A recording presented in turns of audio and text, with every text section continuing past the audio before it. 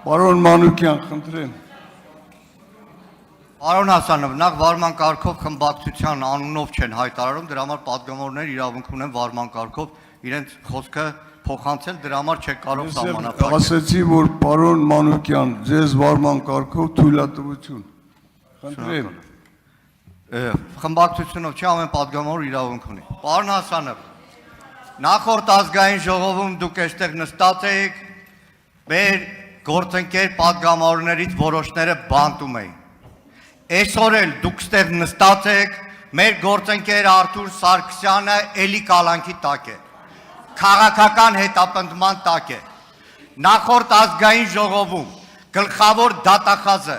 եկավ կեղտ, սուտ հայտարարություններ, սուտ մեղադրանքներ հնչեցրեց Արթուր Սարգսյանի նկատմամբ եւ նախորդ ազգային ժողովը տվեց իր համաձայնությունը։ Նոր ազգային ժողովա ձևավորվել, բայց այս քաղաքական իշխանության ենթակա դատական համակարգը, խախտելով սահմանադրությունը, սահմանադրական դատարանի որոշումը, մի քանի օր առաջ թույլ չտվեց, որ Արթուր Սարգսյան այսօրվա նիստին մասնակցի, ոչ լեգիտիմացնելով հերթական անգամ այս խորհրդարանի աշխատանքը։ Սահմանափակել, պարոն Մանուկյան։ Պարոն Հասանով, դուք գոնե լավ գիտեք բանտարկյալներն ինչ է։ Դեր հայրենակիցներից հազարները, այսօր Թուրքիայի բանտ… Անջատել Մանուկյանի բանը։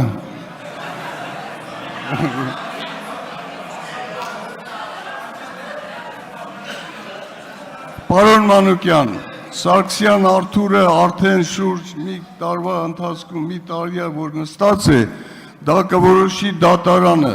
թե նրան ինչ պատիժ, ինչ կալանք եւ այլն, այստեղ որոշվելու ոչ մի հարց չկա։ Մի րոպե, դուք կընտրենք ազգային ժողովի նախագահ, կընտրենք տեղակալներ, որոնցից մեկը կլինի ձեզանից, դրանից հետո արդեն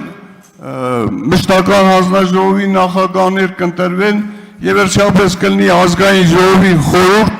դուք կմասնակցեք ազգային ժողովում եւ այդ խորհրդի միջոցով կլուծեք ձեր բոլոր հարցերը։ Վերջացրեք։